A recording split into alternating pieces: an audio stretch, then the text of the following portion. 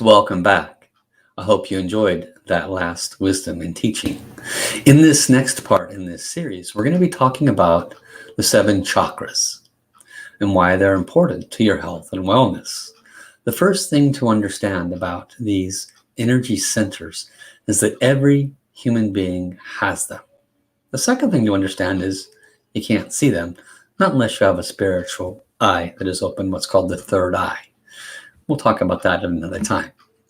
So the 7 chakras have been known and spoken about by many, many ancient traditions for a long, long time. And you may or may not have heard or seen or read about them.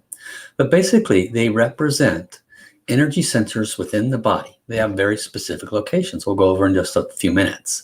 And of course, there's literally courses on this that might take 6 to 8 weeks to complete, to learn in depth about each one of these chakras. Master Sha received guidance to call them soul houses. So we're going to intermingle that verbiage here today, chakras and soul houses. And one of the reasons why is because the soul goes through a growth process. And as it becomes more aware, more awakened, more enlightened, as you serve more people, generating more virtue, good karma, so to speak, then your soul gets bigger, fatter, healthier, and happier. And it rises up through these soul houses, which is why Master Sha received that they should be called soul houses, because the soul resides within the houses of these energy centers as it proceeds up through and out the crown on the way to full enlightenment. Okay, little beginner point for you there. So let's start with what are the chakras and where are they located at? The chakras are located in different parts in the body through a central channel, starting at the base of your torso, called the first chakra, first soul house. It is known as the root chakra, just between the perineum and the base of your body. In between the anus and the genitals is an area called the perineum, and it sits just inside the body, about the size of your fist. The second energy center, sits between the first and the third. So where does the third sit? Well, the third is directly behind your belly button in the center of your body. Therefore, the second chakra sits between those two, a little bit closer to what's called the lower dantian, which is about 1.5 inches below the belly button. So if you were to draw an invisible line about 1.5 inches below your belly button and then go to the center of your body, that is approximately where the second soul house would be. The third soul house sits right behind your belly button, as we have just described. The fourth soul house, or what's often called the heart chakra, sits right in the center of your chest, behind the chest plate, or the sternum, as sometimes it's called. So the heart chakra is not the heart, it is the heart chakra. A little bit more about that in a few minutes. The fifth soul house sits in your throat. And this is very important because within the throat area, it's the gateway between the heart and the mind. The sixth soul house is in the center of the brain. And the seventh soul house sits just above the top of the head. Each of these chakras or soul houses have approximately a fist-sized light ball. Each of these chakras, or what's called soul houses, are fist-sized. They're pretty big, about 2 inches in size each. And so this is the location of these chakras. Now let's spend a few minutes on the purpose, power, and significance of each one. And this is very topical. There's so much more depth that we can go into on each of these. Let's start with the first soul house.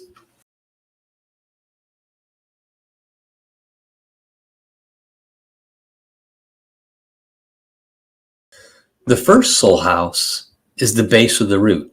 It is generating source of energy and light on the physical level. This area is also the generator of life and energy. It is the engine that produces and is driving force to generate and propel energy through the remaining 6 soul houses and through the entire body.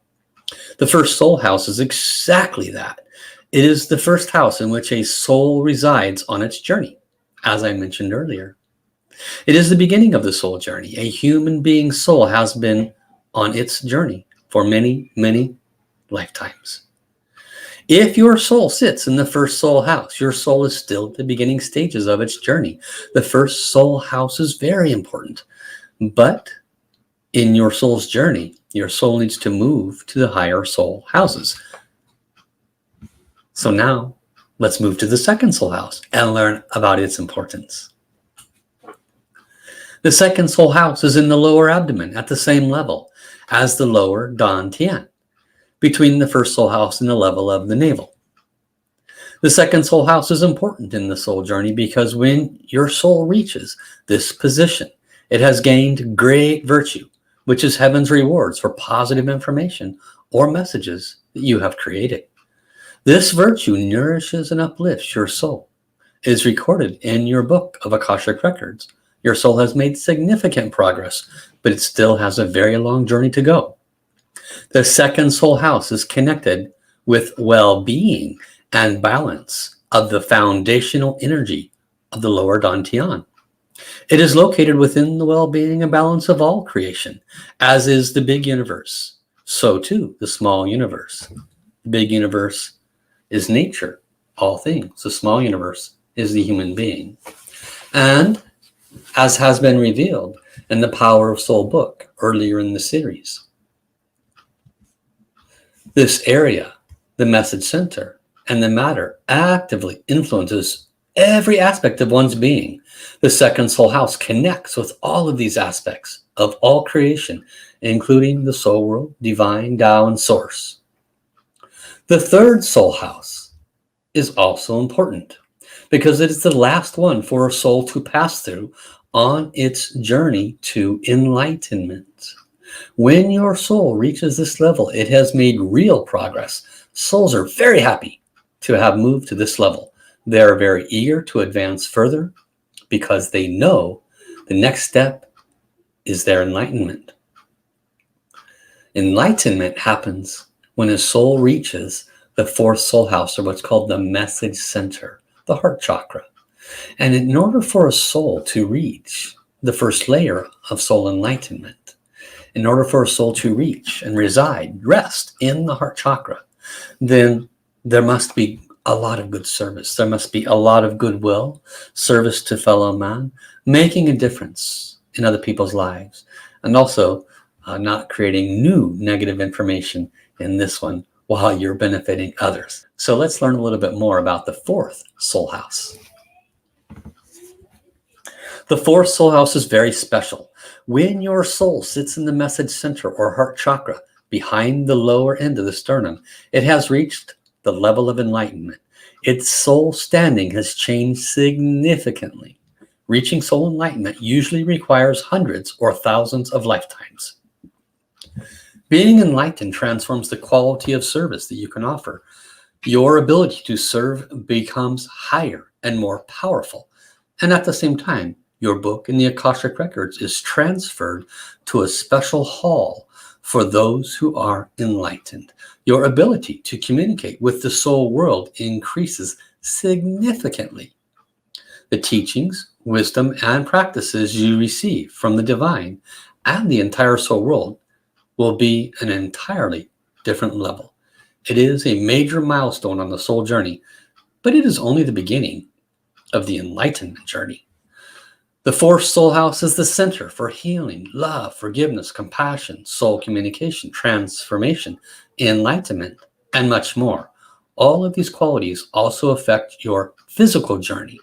When your soul sits in the fourth soul house, blockages could be removed.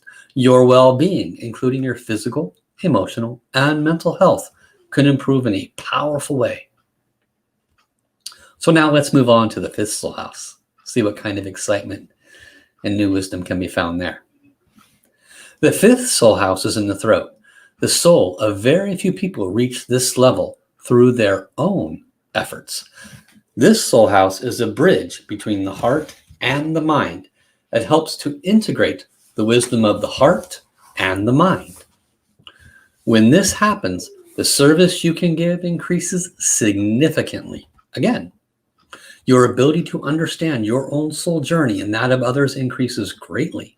On the physical level, the blessings bring about not only greater healing in every aspect of life, but also substantial rejuvenation and prolongation of life. For many people, this soul house is connected with soul memories. Healing of these memories can take place on a very deep level. As this happens, reversal of physical issues often occur at an accelerated rate. That's great news, huh? We all want these kinds of healing to happen at an accelerated rate. So that's a little nugget on the fifth soul house. Let's move on to the sixth soul house. The sixth soul house is in the brain. As the soul reaches this level, consciousness is transformed. The connection and alignment with divine consciousness are much stronger. The ability to communicate with the soul world grows even further. On the physical level, when a soul resides in the brain, it helps and rejuvenates every aspect of the physical body in a very special way. The brain determines, directs, or influences every function of the body. So when the soul resides in the brain's influence has reached a level of divine presence and light. The seventh soul house, just above the head, in the crown chakra. This is the highest position in soul standing. On the physical level, when your soul resides in the seventh soul house, it has reached a position where it truly can be in charge. It is able to direct every aspect of your life in a powerful way, including the physical, mental, emotional, relationship, and financial aspects. It is a great honor and privilege that your soul can reach this soul house. Very few have accomplished this through their own efforts.